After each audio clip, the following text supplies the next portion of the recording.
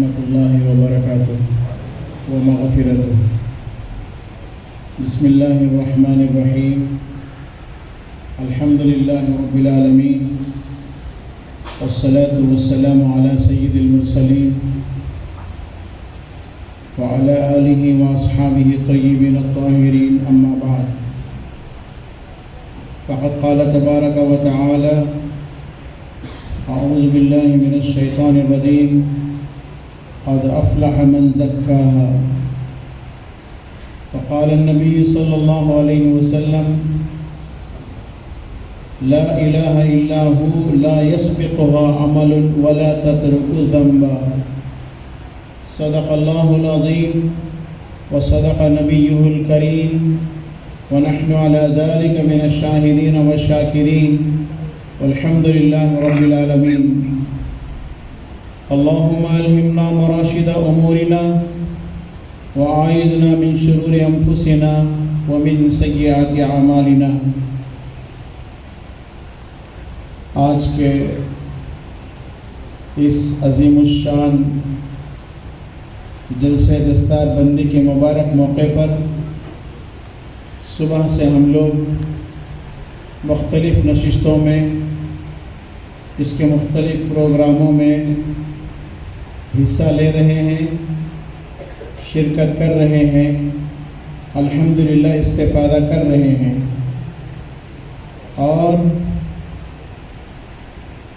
نظام العمل کے مطابق نماز عصر کے بعد ہم تمام کے مخدوم نہایت ہی متحرک صوبہ تمل ناڈو، ریاست تمل ناڈو کے جماعت العلماء کے کارگزار جنرل سیکرٹری ڈاکٹر انور بادشاہ صاحب کی صدارت میں یہ جلسہ منعقد ہو رہا ہے. ماشاء اللہ، طالب علم نے تو قرآن مجید کی تلاوت کے ذریعے سے رو خوش کر دیا. اللہم زد فزد. اللہ تعالیٰ ان کی تلاوت کو قبول فرمائے اور یہ تالی رہے، تا حیات تالی رہے، یہ تعلیم و تعلم کا سلسلہ تا حیات جاری رہے، اور اس ادارے کی بدولت ان کا فیض بھی عام رہے، تام رہے. یہ دلی دعائیں ہیں، اور یہی دعائیں آپ کی جانب سے بھی اس قاری صاحب کو ہوں گی. سیکرٹری صاحب، صدر صاحب کے نام نامی کے بعد ہم تمام کے بہت ہی محبوب اور جن پر ہمیں فخر ہے، جن کو اللہ رب العالمین نے طرح طرح کی خوبیوں، صلاحیتوں، کمالات سے مالا مال کیا ہے، اور جو اس دارالعلوم اشرفیہ کے بانی اور ناظم ہیں. اس کے علاوہ بہت پہلے سے مدرسہ راشد العلوم پیرمبور میں لمبے عرصے سے جس کا سلسلہ جاری ہے. جیسے صحت مند عورت کے بارے میں نبی پاک صلی اللہ علیہ وسلم نے دعا دی اور امت کو فرمایا کہ تم ایسی عورتوں سے نکاح کرو جو بہت زیادہ محبت کرنے والی ہوں، بہت زیادہ بچہ جلنے والی ہوں. تو یہ راشد العلوم وہ ماں ہے جو بہت کثرت سے بچوں کو جنتی ہے، اور ہر سال ماشاءاللہ وہاں حافظ صاحبوں کا سلسلہ جاری ہے. اس کے علاوہ جب مولانا کی صلاحیتوں پر حاجی تاج الدین صاحب اور مدراس کے بڑے بڑے تاجروں کی نظر پڑی، اور مدرسہ نسوان کو جب سخت ضرورت پڑی کہ قابل عالم کی نسوان کو سنبھالنے کے لیے شدید ترین ضرورت ہے، تو سب کی نظریں پورے تامل ناڈو میں مولانا محمد یوسف رشادی رانی پیٹ پر پڑی، جو مدراس میں خدمات انجام دے رہے تھے. روز اول سے مولانا کی خدمات ان کے متعلق بھی ہے، وہ ہمارے مخدوم ہیں. ان کے علاوہ اللہ نے ابھی گزشتہ سالوں میں آپ سال کی جماعت میں بھی چل کر ماشاءاللہ لوٹے ہیں، اللہ قبول فرمائے. راشد العلوم پرائمری اسکول قائم ہے، راشد العلوم میٹریکولیشن اسکول قائم ہے. گویا عصری تعلیم اور دینی تعلیم کا ایک سنگم، ایک ایسا دور رہا جہاں پر سب کچھ آدمی پا سکتا ہے، حاصل کر سکتا ہے. اللہ رب العالمین نے ہمارے مخدوم اور مربی، ہمارے عزیز ترین شخصیت کو حضرت مولانا محمد یوسف صاحب رشادی کو نوازا ہے. اس کے علاوہ آپ کے امامت اور خطابت کے خدمات اور مختلف نسوانوں کے لیے حاضری، آپ کہیں یہ نہ سمجھنا کہ یہ حضرت کی تعریفی کلمات ہیں. حضرت کی شان میں دوسری بھی کلمات ہیں، وَأَمَّا بِنِعْمَةِ رَبِّكَ فَحَدِّثْ، قرآن نے اعلان کیا جو کچھ کے نعمتیں اللہ نے تم کو دی ہیں ان کو بیان کرو، ان کو واضح کرو، تاکہ لوگوں کو رغبت ہو، ترغیب ہو، اور بھی لوگ بننے کی کوشش کریں۔ کیوں حضور پاک صلی اللہ علیہ وسلم کی فضیلت بیان کی جاتی ہے؟ صدیق اکبر کا تقویٰ کیوں بیان کیا جاتا ہے؟ عمر فاروق کی جسارت کیوں بیان کی جاتی ہے؟ سیدنا علی رضی اللہ تعالیٰ عنہ کے عادل و انصاف اور شجاعت کو کیوں ظاہر و باہر کیا جاتا ہے، آشکارا کیا جاتا ہے؟ تاکہ ہم اسے سبق حاصل کر سکیں۔ بزرگان محترم، اس کے بعد میں تخت نشین سارے علماء کا احترام سے نام لیتے ہوئے اور یہ بھی کہتا ہوں کہ بزرگان محترم، طلباء عزیز، خاص کر فارغ التحصیل ہمارے علماء، میں ان کو بھی مبارکباد دیتا ہوں، ان کے والدین کو مبارکباد دیتے ہوئے اپنی مختصر سی گفتگو کا آغاز کرتا ہوں۔ جیسا کہ حضرت نے مجھے واضح الفاظ میں فرمایا کہ آپ کو عصر کے بعد قوم کے آگے کھڑا ہونا ہے اور دل کی صفائی کے موضوع پر، عنوان پر آپ کو کچھ باتیں پیش کرنی ہیں۔ بزرگوں، آپ توجہ سے سنیں گے، انشاءاللہ میں صحیح عرض کرنے کی کوشش کروں گا۔ اللہ رب العالمین کچھ باتیں ہمیں صحیح کہنے کی توفیق عطا فرمائے۔ دیکھیے، انسان کے بدن میں سر کا جو مقام ہے، سر ہے تو اس کا تصور کیا جا سکتا ہے کہ انسان ہے۔ اگر سر ہی نہ ہو تو انسان متصور نہیں ہوگا۔ رسول اللہ صلی اللہ علیہ وسلم نے مثال دی نماز کی بابت کہ آدمی کے بدن میں کوئی عضو ناقص ہو تو آدمی کہلائے گا، انسان کہلائے گا۔ ہاتھ نہیں ہے، پیر نہیں ہے، یا کوئی عضو ناقص ہے، لیکن کسی کا سر ہی نہ ہو اسے آدمی تصور نہیں کیا جاتا۔ رسول اللہ صلی اللہ علیہ وسلم نے نماز کی بابت فرمایا کہ جیسے آدمی کے جسم پر سر نہ ہو اور وہ آدمی نہیں کہلا سکتا، اسی طرح سے کسی کی زندگی میں نماز ہی نہ ہو تو مسلمان کیسے کہلائے گا؟ ایک ترغیب دینا مقصد تھا۔ بزرگوں، آدمی کے ظاہری شکل و صورت کے حساب سے اگر سر ہے تو آدمی تصور کیا جاتا ہے، لیکن جتنے آرگنس ہیں، اعضاء ہیں، دونوں ہاتھ ہیں، دونوں پیر ہیں، بدن ہے، بدن کے اندر بہت سی چیزیں ہیں، پیٹ کا حصہ ہے، سینے کا حصہ ہے، پھر گردن کا حصہ ہے، پھر سر کے پاس جائیں گے، کتنی چیزوں کا مجموعہ اثر ہے پتہ ہے؟ کتنی چیزیں، اسکلٹن، پہلے اسکل ہے یہاں پر ہڈیوں کا، بہت بڑا ہیلمٹ ہے، اس کے اندر بہت سی چیزیں ہیں۔ پھر ان ساری تمام چیزوں کا تذکرہ میں اس لیے کرنا چاہتا ہوں کہ پورے بدن انسانی میں اگر دل ہے تو وہ زندہ ہے، دل ہے تو وہ زندہ ہے، قلب ہے تو وہ زندہ ہے۔ قلب نہ ہو تو آدمی زندہ ہی نہیں رہتا ہے، اور چند گھنٹوں کا بدن ہوتا ہے، پھر اس کے بعد اس کو جیسے آخری رسومات ادا کی جاتی ہیں، مسلمان جنازہ پڑھتے ہیں، دفناتے ہیں، دفناتے ہیں، غیر مسلم اپنے انداز سے کرتے ہیں۔ تو دل ہی اصل ہے بزرگان محترم۔ دل ہے، زندہ ہے تو انسان زندہ ہے، دل کمزور ہے تو انسان کمزور ہے، دل قوی ہے تو انسان قوی ہے۔ انسان قوی کا کیا مطلب؟ دل ماشاءاللہ ہے تو آنکھیں ماشاءاللہ ہوگی، کان ماشاءاللہ ہوں گی، زبان ماشاءاللہ ہوگی، ہاتھ پاؤں اعضاء و جواری، پورے اعضاء و جواری ہے بدن پورے ماشاءاللہ ہوں گے۔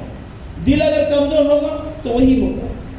حدیثوں میں علماء تشریف رکھتے ہیں، دل کے متعلق جگہ جگہ آقا صلی اللہ علیہ وسلم نے بیان فرمایا ہے۔ بخاری شریف، مسلم شریف کی ایک روایت ہے، حضرت نعمان بن بشیر رضی اللہ تعالیٰ عنہ ارشاد فرماتے ہیں، سمعت رسول اللہ صلی اللہ علیہ وسلم، میں نے رسول اللہ صلی اللہ علیہ وسلم سے سنا ہے، الا وَإِنَّ فِي الْجَسَدِ مُضْغَةً، غور سے سنو، سرکار فرما رہے ہیں، حدیث بیان کرتے ہوئے سرکار فرما رہے، پہلے لفظ ہے الا، توجہ سے سنو، توجہ دیجئے میری بات کی طرف۔ ان فی الجسد مضغۃ، آدمی کے بدن میں ایک مضغہ ہے، ایک گوشت کا لوتھڑا ہے، فَإِن صَلَحَتْ صَلَحَ الْجَسَدُ كُلُّهُ، اگر وہ صالح ہے، اچھا ہے، بہتر ہے، اس میں خیر ہے، صلح الجسد کلہ، پورا بدن اچھا رہے گا۔ سن رہے ہیں آپ، آدمی کے بدن میں گوشت کا لوتھڑا ہے، سرکار دو عالم صلی اللہ علیہ وسلم ارشاد فرماتے ہیں وہ اچھا ہے تو پورا بدن اچھا ہوگا۔ وَإِن فَسَدَتْ، اگر وہ مزغتاً، جو مزغہ ہے وہ گوشت کا لوتھڑا ہے، اگر اس کے اندر فساد آ جائے، بگاڑ آ جائے، اس میں خیر کی جگہ شر آ جائے، خراب ہو جائے، وَإِن فَسَدَتْ، اگر اس کے اندر فساد آ جائے، خرابی آ جائے، فسد الجسد کلہ، پورے بدن کے اندر فساد آ جائے گا، پورا بدن خراب ہو جائے گا۔ پھر فرمایا رسول اللہ صلی اللہ علیہ وسلم نے الا وہی القلب، سنو وہ دل ہے۔ یہ تو حدیث 12 سنے ہم لوگ۔ اب یہاں محدثین اکرام جو حدیث کو کھول کھول کے بیان فرماتے ہیں، انہوں نے لکھا ہے کہ آدمی کے دل میں جو ارادہ خیر کا ہوتا ہے، آدمی کے دل میں جو اچھا ارادہ ہوتا ہے، اس کی نیک نیتی ہوتی ہے اور نیک عمل کا جذبہ ہوتا ہے، تو یہی جذبہ، یہی نیت، یہی اس کا خیر دل میں پایا جانا ہاتھ سے نکلنے والے عمل کا خیر ہے، آنکھوں سے دیکھا جانے والے عمل کا خیر ہے، زبان سے بولنے جانے والے عمل کا خیر ہے، پاؤں حرکت کر کے کہیں جا رہے ہیں ان کا خیر ہے۔ انسان کے بدن کی خیریت، انسان کے اعضاء و جوارح سے نکلنے والے اعمال کی خیریت ہے۔ انسان کے دل کی خرابی، انسان کے دل کا فساد، انسان کے دل کے اندر بجائے خیر کے شر کا پیدا ہونا، پورے اعضاء و جوارح کے صادر ہونے والے اعمال کی بالکل وہی خرابی ہے۔ بزرگان محترم، اس سے معلوم ہوا کہ دل ہی سب کچھ ہے۔ دل کو ہمیں صحیح کرنا چاہیے، دل کو ہمیں اچھا بنانا چاہیے۔ قرآن مجید میں اللہ رب العالمین نے، رسول اللہ صلی اللہ علیہ وسلم نے حدیثوں میں، صحابہ نے اپنے عمل اور اپنے تجربے کے ذریعے سے بہت سی چیزیں بیان فرمائی ہیں۔ اللہ رب العالمین نے بھی قرآن شریف میں جگہ جگہ ارشاد فرمایا، جیسے ہم لوگ آئے دن تعلیم میں سنتے ہیں، دعوت و تبلیغ کے حضرات جن کو جماعت سے بہت مناسبت ہے، تعلیم کے حلقوں میں شیخ الحدیث زکریا صاحب رحمۃ اللہ علیہ کی وہ حدیث آپ نے بارہا سنی ہوگی، جس میں یہ موجود ہے کہ آدمی کا دل آئینے کی طرح ہے، آئینے کی طرح صاف و شفاف ہے، اس میں کوئی دھپا پڑ جائے تو فوراً نظر آتا ہے۔ دل بالکل صاف ہے، دل کے اندر جب خرابی آتی ہے، اس کے اندر غفلت آتی ہے، وہ گناہ کرتا ہے تو ایک کالا سا نقطہ ایک گناہ کی وجہ سے اس کے دل میں بیٹھ جاتا ہے۔ اللہ کی توفیق سے اگر وہ توبہ کر لیتا ہے تو وہ نشہ مٹ جاتا ہے، لیکن وہ غفلت میں رہا، وہی شیطان کا غلام بنے ہوئے، نفس کا اسیر بنے ہوئے غفلت سے زندگی گزار رہا ہے۔ پھر کوئی غلطی صادر ہوئی، ایک اور نقطہ بیٹھتا ہے، پھر ایک اور نقطہ بیٹھتا ہے، ایک اور کالا نقطہ بیٹھتا ہے۔ اس دل میں شیخ الحدیث زکریا صاحب رحمۃ اللہ علیہ لکھا ہے اور حدیثوں میں موجود ہے، علماء جانتے ہیں، محدثین نے بڑی پیاری بحث کی ہے اس بارے میں کہ نقطے پہ نقطہ، سیاہ پہ سیاہی پہ سیاہی، سیاہی پہ سیاہی جمتے جمتے وہ دل جو ہے بالکل سیاہ ہو جاتا ہے، کالا پڑ جاتا ہے۔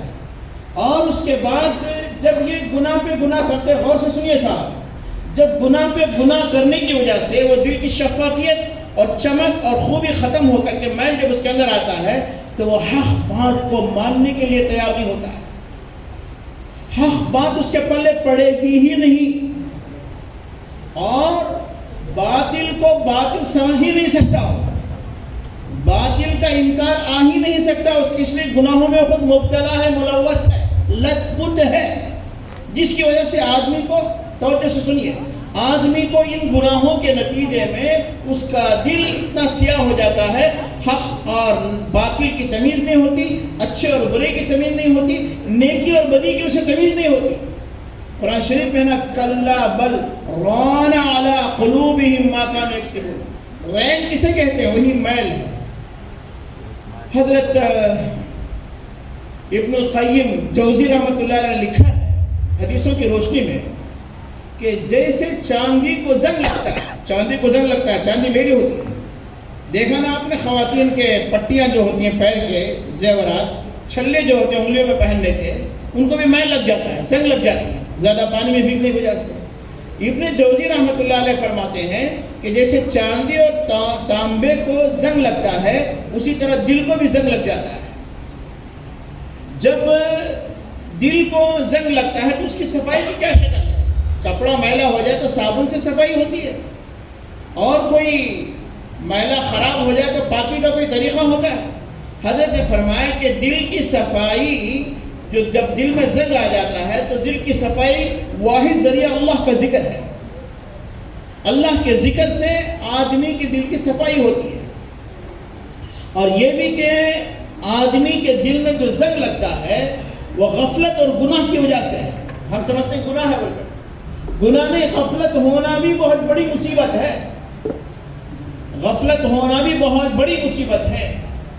غفلت میں آدمی رہ گیا, غفلت سے آدمی سو گیا, فجر کی نماز چلے گی. ٹرین میں سفر کر رہا ہے, ساتھی ارادہ کر رہے ہیں کہ عصر کی نماز پڑھنی ہے, عصر کی نماز پڑھنی ہے, اور گفتگو ایسے جا رہے, غفلت ہوتی گئی یہاں تک سورج غروب ہو گیا. غفلت آدمی کو نیکی سے محروم کر دیتا ہے, گناہ میں مبتلا کر دیتا ہے. جیسے علماء نے لکھا ہے نا کہ آدمی کے گنہگار ہونے کے لیے چوری کرنا یا مے خانے پہنچ کر کے شراب نوشی کرنا ضروری نہیں ہے کہ گنہگار ہو جائے. اگر کوئی ایک وقت کی نماز میں غفلت کر دے, نماز پڑھنے سے رہ جائے, تو خود بخود گنہگار اللہ کی نظروں میں ہو جاتا ہے. اس لیے بزرگان محترم, باتوں کی طرف ہمیں توجہ دینے کی ضرورت ہے کہ دل ہم صاف ستھرا رکھیں. جس قدر دل کو ہم اچھا رکھیں گے نیکی ثابت ہوگی, ورنہ برائیاں آئیں. جتنے بڑے بڑے گناہ ہیں نا, یہ بڑے بڑے گناہ دل کی وجہ سے ہوتے ہیں. کیا ہمارے امی کرے سو کام, ہمارا بھائی لنگڑا پیدا ہوا کر کو بول کو پورا ویسے امی ابا کو بول کو پوری پراپرٹی چھوٹے بھائی کو لکھ دی ہے. یہ دل کی خرابی. ہر بابت دل میں آدمی کا جو والدین کے بارے میں بدگمان ہوتا ہے, نعوذ باللہ. سورہ حجرات کو پڑھیے, ہمارے علماء کرام, آپ کو تو خطیب بننا ہے, آپ کو قاضی بننا ہے, آپ کو بہت سے کام کرنا ہے نا. سورہ حجرات کے ہر مضمون کو اصلاح معاشرہ کے لیے اور اصلاح قلب کے لیے سورہ حجرات ایک بہترین سورہ ہے جس میں کافی مواد آپ کو ملے گا انشاءاللہ. آپ حضرات بھی علماء کی خدمت میں, اپنے امام صاحب کی خدمت میں, جن مولانا صاحب سے جو آپ محبت کرتے ہیں ان کے پاس بیٹھیے اور 5-7 منٹ مسئلہ پوچھیے یا کچھ حضرت نصیحت کرو. اس طرح کے ان سے کچھ باتیں حاصل کیجیے, بہت کچھ ملے گا. تو میں یہ عرض کر رہا تھا, اللہ رب العالمین ہم تمام کو نیک توفیق عطا فرمائے کہ دل جو ہے یہ بہت عظیم الشان چیز ہے. یہ دل کی صفائی بہت ہی ضروری چیز ہے. دل جتنا اچھا ہوتا ہے اسی قدر آدمی اچھا بنتا ہے. میں گناہوں کا تذکرہ کر رہا تھا کہ گناہ جو آدمی بڑے بڑے جو گناہ کہلاتے ہیں, حسد, کینہ, دل میں ہوتا ہے. حسد دل میں پیدا ہوتا ہے. کبر, غرور, تکبر, یہ وہیں سے پیدا ہوتا ہے. بہت سی چیزوں کا گڑھ, گناہوں کا دلدل یہ دل ہوتا ہے. ارے شب برات میں اللہ رب العالمین حل من مستغفر فاغفر له, حل من مسترزق فارزق له, حل من مبتلا فاعافی, جو حدیث میں 3 الفاظ اللہ کی جانب سے اعلان ہوتا ہے کہ میرا گنہگار بندہ جو گناہوں سے توبہ کرے اس گناہ کو معاف کر. اللہ آسمان اول میں شب برات نصف شعبان میں اللہ بندوں کے درمیان میں پوچھتے ہیں, ہے کوئی رزق کا طالب, کوئی نوکری چاکری طلبگار, اور اسی طرح ہے کوئی مصیبت میں مبتلا, حل میں مبتلا فاعافی, میں اسے عافیت دوں. لیکن جن رات کو لاکھوں لاکھ لوگوں کی اللہ رب العالمین مغفرت فرماتے ہیں.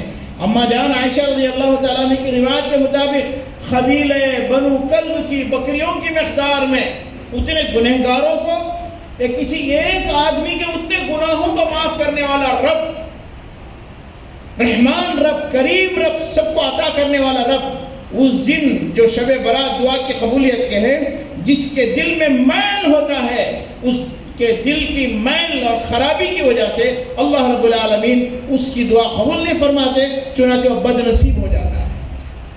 یہ دل کی خرابی ہے, یہ دل کی خرابی ہے.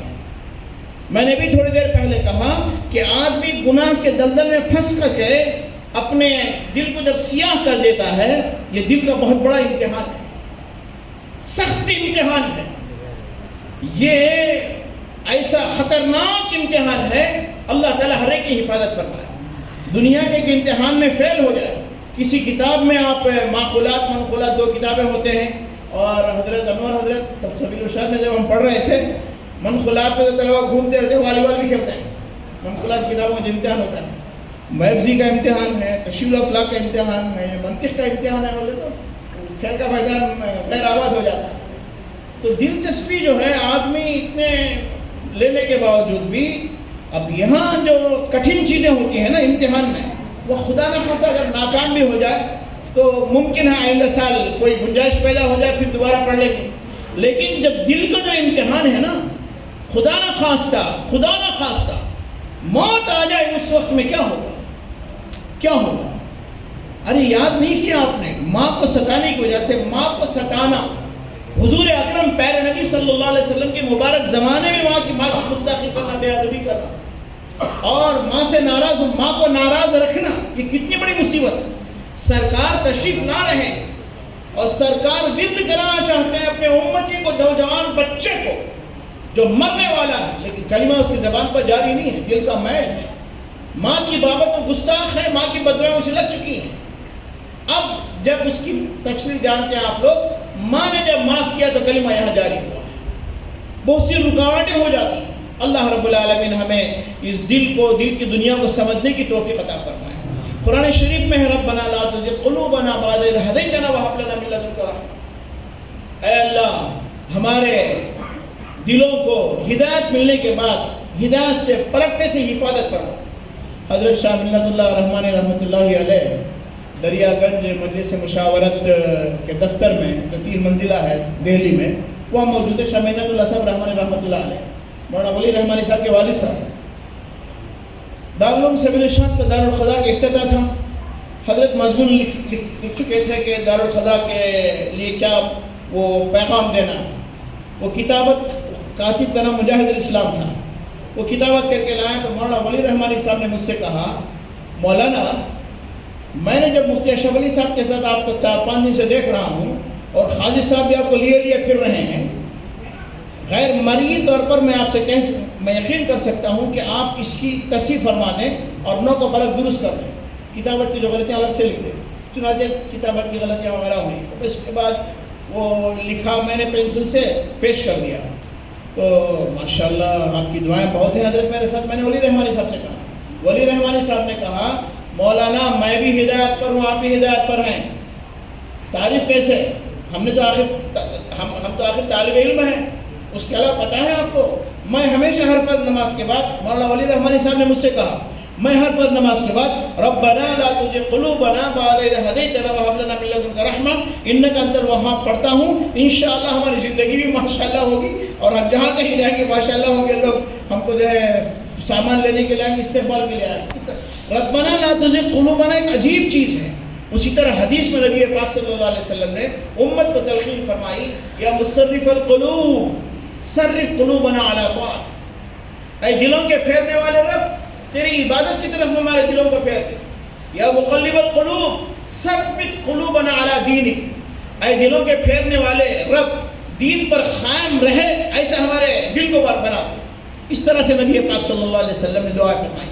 بزرگان محترم، ہم واقعات کو دیکھیں گے۔ امام غزالی رحمۃ اللہ علیہ، طلبہ آپ غور سے سنیں، امام غزالی کا نام ہے محمد غزالی، ان کے چھوٹے بھائی احمد غزالی، اور بچے یتیم تھے، اور ان کی والدہ نے شیر خارجی کے دور سے دونوں کی بہترین تربیت، اب ان کو حافظ بنایا، عالم بنایا، اور ماشاءاللہ بن گئے بچے۔ ابھی 18-19 سال کی عمر جوانی کی گہریز میں ہیں، اور پورے علاقے میں چرچا ہو چکا ہے کہ محمد اور احمد بہت اچھے بچے ہیں۔ اور محمد غزالی امام بھی بن گئے، خطیب بھی بن گئے۔ ان کے خطبے، ان کے بیانات، ان کے فقہ و فتاویٰ، اور جس انداز سے وہ بولتے تھے لوگ بڑے متاثر تھے۔ لیکن یہ جو ہے نماز اور امامت خطابت سے، نماز تو پڑھتے تھے، دور رہتے تھے۔ ایک مرتبہ والدہ سے چھوٹے بھائی، بڑے بھائی محمد غزالی نے شکایت کی، امی جان یہ احمد میرے پیچھے نماز نہیں پڑھتے، آپ ذرا نصیحت کر دیجیے، لوگ بہت چاہتے ہیں تمہاری دعائیں، آپ کی دعائیں میرے ساتھ میں، یہ احمد میرے ساتھ نماز نہیں پڑھتے، آپ ذرا فرما دیجیے۔ موقع دے کر والدہ نے توجہ سے سنیے صاحب، وقت ہو رہا ہے، فرمایا کہ بیٹا کیا بات ہوئی؟ کیا محمد جو نماز پڑھا رہے ہیں کیا کچھ مسائل کی غلط نہیں؟ امی جان قرآن سے یہ نہیں امی جان اچھی وقت پڑھتے ہیں. کیا بات ہے تو نماز نہیں پڑھتے ان کے پیچھے؟ نہیں امی جان پڑھوں گا. اب نماز کے لیے چلے گئے. اب نماز کے لیے گئے, نماز ہوئی, آ گئے. اب محمد غزالی واپس آ رہے گھر کو. امی کیا کر دیا احمد نے؟ جب نماز انہیں پڑھنا نہیں ہے تو کیوں آئے مسجد میں؟ ایک رکعت بڑی مشکل سے پڑھی, انہوں نے پھر بھاگ گئے مسجد سے نکل, نماز توڑ دی انہوں نے اور بھاگ نکل آئے. امی کچھ تو انصاف کیجیے. پھر اس کے بعد بیٹھی والدہ, دونوں کو بٹھایا, پوچھا کیا قصہ ہے؟ اب دیکھیں دل کیسا ہے. ان بچوں کی ماں نے جس انداز سے تربیت کی تو احمد محمد سے بڑھ کر کے تقویٰ کہاں رکھتے ہیں.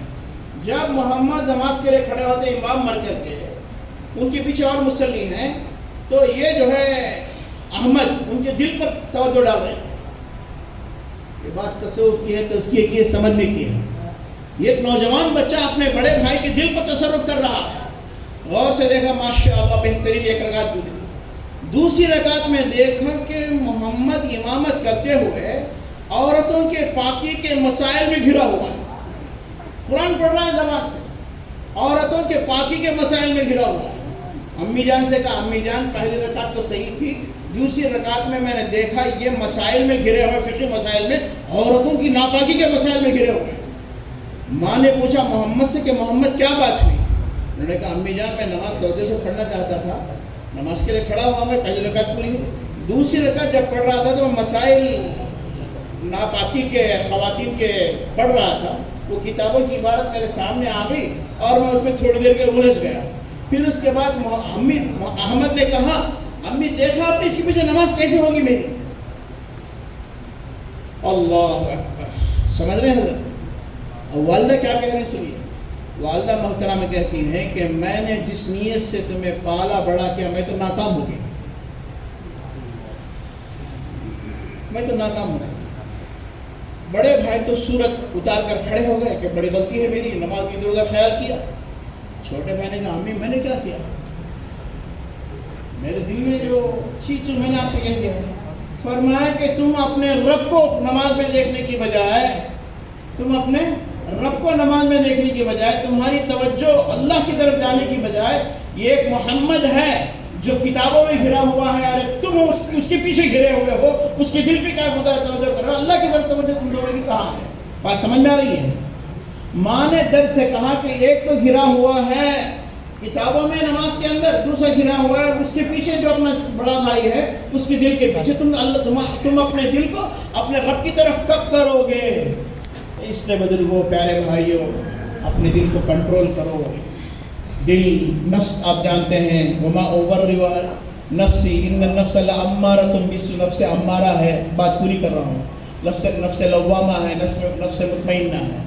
امار یہ جو لفظ ہے نا, الف میم را امر, حکم کے معنی. فعال, فعال کسے کہتے ہیں؟ بہت زیادہ کام کرنے والا. امار الف میم تشدید کے ساتھ, امار حمزے سے آتا ہے, الف سے آتا ہے, بہت زیادہ حکم کرنے والے کے معنی. ایک ہم اور آپ بچوں کا نام رکھتے ہیں حضرت عمار رضی اللہ عنہ, وہ عین سے ہے. حضرت عمار جو بچوں کا نام رکھتے ہیں وہ عین سے ہے. عمار کے معنی بہت زیادہ آباد کرنے والا, بہت زیادہ تعمیر کرنے والا, کنسٹرکٹڈ ایمیننٹ پرسن, بہت چیز زیادہ آباد رکھنے والا بھلا آدمی, اسے عمار کہتے ہیں لفظی طور پر. تو یہ نفس جو ہے نا, نفس امارہ بھی ہے, زیادہ برائی کی طرف حکم کرنے والا. پھر نفس لوامہ ہے. نفس لوامہ کی بڑی بہترین تشریح علماء نے کی ہے, آپ اس کو دیکھ لیجئے. ایک تشریح یہ ہے کہ آدمی غلطی کرنے کے بعد اپنے آپ کو ملامت کر لے, اسے نفس لوامہ والا کہتے ہیں. یہ کہ آدمی غلطی کرنے پر توبہ کر لے, اسے نفس لوامہ والا کہتے ہیں. کئی تشریح کی گئی. نفس مطمئنہ بھی ایک ہے. بہرحال آپ حضرات توجہ دیجئے, دعوت و تبلیغ کا جو عالمی کام چل رہا ہے نا, اس میں تزکیہ بھی ہے. 5 نمازیں ہیں اور ذکر ہے 3 مرتبہ, 100 مرتبہ تیسرا کلمہ, 100 مرتبہ درود شریف, 100 مرتبہ استغفار. یہ بہت ضروری چیز ہے. علماء نے لکھا ہے کہ دل کی صفائی استغفار اور اللہ کے ذکر سے ہے. آج آپ نفس کہ اس نفس کی اصلاح کے لیے، دل کی اصلاح کے لیے یہ ذکر اللہ کا پیغام لے کر جائیے، استغفار کا پیغام لے کر جائیے. آپ جس کام میں بھی ہوں، آپ جس عمل میں بھی ہوں، آپ زندگی کے جس شعبے میں بھی ہوں، استغفار اور اللہ کا ذکر آپ کو کامیاب رکھے گا. قرآن شریف کی آیت کہتی ہے کہیں بارش نہ برسے، کہیں بارش نہ برسے، بس استغفار کرے تو بارش برس جائے گی. اگر کسی کو لڑکے نہ ہوتے ہو، نرینہ اولاد نہ مل رہی ہو، وہ کثرت سے استغفار کرے، وہ نرینہ اولاد مل جائے گی. بس اللہ رب العالمین ہمیں آپ کو سارے مسلمانوں کو اپنے دل کی اصلاح کرنے کی توفیق عطا فرمائے، علماء اکرام کی صحبت میں بیٹھنے کی توفیق عطا فرمائے. آخری بات یہ عرض کرنا چاہتا ہوں، اللہ کی رضا ہے تو سب کچھ ہے. اللہ کی ناراضگی کے ساتھ، اللہ کی ناراضگی کے ساتھ، اللہ کو غصے میں رکھ کر کے نہ دنیا میں ہم لوگ کامیاب ہو سکتے ہیں، نہ آخرت میں کامیاب ہو سکتے ہیں. اللہ کی رضا، اللہ کی رضا خوب اللہ کے ذکر میں ہے اور نبی پاک صلی اللہ علیہ وسلم کی سنتوں پر کثرت سے عمل کرنے میں ہے. تیسری بات اہل اللہ اور ذاکرین کے ساتھ بیٹھنے میں ہے. پھر سے کہوں حضرت، پہلے ہم ذاکر بنیں، اللہ کا ذکر کثرت سے کریں، اس سے اللہ کی رضا ملے. 3 پوائنٹس ہیں. ایک، اللہ کا ذکر خوب کیا جائے. دوسرا، رسول اللہ صلی اللہ علیہ وسلم کی شریعت پر کامل طریقے سے عمل کیا جائے. اور تیسری وہی بات جو میں نے عرض کی، اللہ رب العالمین ہم تمام کو ان باتوں پر عمل کی توفیق عطا فرمائے. جو کچھ میں نے عرض کیا بزرگوں کا فیض ہے، اساتذہ کا احسان ہے، ان کا فیض ہے. اگر اچھی باتیں ہوں تو میرے رب کی طرف سے ہے، اگر اس میں کوئی غلطی ہوئی تو میں استغفار کرتے ہوئے اپنی طرف منسوب کرتے اللہ سے مغفرت طلب کرتے ہوئے آپ سے اجازت چاہتا ہوں. وآخر دعوانا ان الحمدللہ رب العالمین.